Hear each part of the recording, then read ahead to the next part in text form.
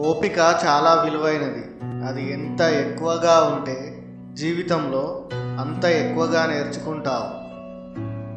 జీవితంలో ఎందుకు ఓడిపోతున్నామని తెలిస్తేనే ఎలా గెలవాలో అర్థమవుతుంది. ఇతరుల చెడు గుణముల గురించి చర్చిస్తూ నీ సమయాన్ని వృధా చేసుకోకు. అది నీకు ఏమాత్రం ఉపయోగపడదు. వెతికితేనో ఎదురు చూస్తేనో దొరకదు సంతోషం. మనమే ప్రతి క్షణాన్ని ఆస్వాదించగలగాలి.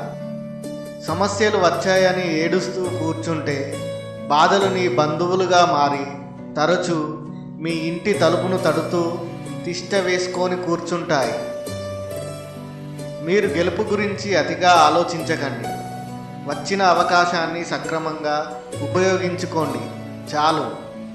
కొన్ని సమయాల్లో ఇతరుల నోటిని ముయ్యడానికి ప్రయత్నించడం కన్నా మన చెవిని మూసుకోవడం చాలా మంచిది. బద్ధకస్తుడికి చాలా ఇష్టమైన పదం ఏంటో తెలుసా? రేపు.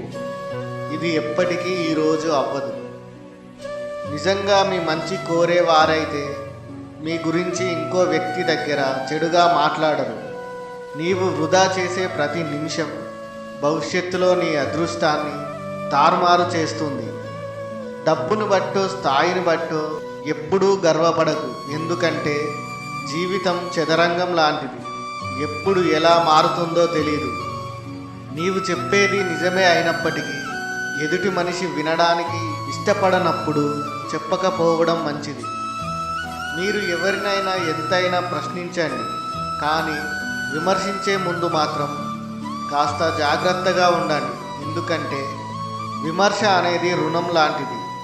అవతల వాళ్ళు ఏదో ఒక రోజు వడ్డీతో సహా తప్పక చెల్లిస్తారు. అందరి దగ్గర సహాయం కోసం చేతులు చాచడం, జీవితంలో వచ్చే మార్పులకి భయపడడం, గతం మిగిల్చిన చేదు జ్ఞాపకంలో జీవించడం, మనల్ని మనమే తక్కువ అంచనా వేసుకొని చూసుకోవడం, ప్రతి చిన్న విషయానికి అతిగా ఆలోచించడం, ఈ 5 మనం అదుపులో పెట్టుకుంటే విజయాన్ని సాధించగలం. ఎవరి గురించి ఎక్కువ ఆలోచించకండి. అది మనశ్శాంతిని దూరం చేస్తుంది. ఏది జరిగినా దైవ నిర్ణయం అని భావించండి. మనకు ప్రశాంతంగా ఉంటుంది.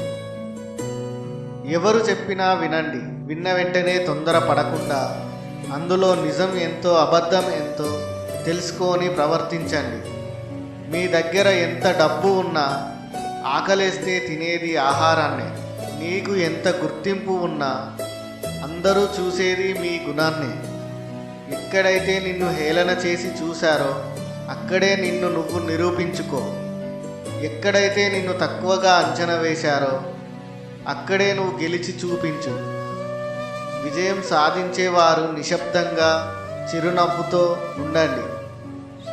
ఒక బంధం దొరకాలి అంటే రుణం ఉండాలి. ఒక బంధాన్ని కలుపుకోవాలంటే గుణం ఉండాలి.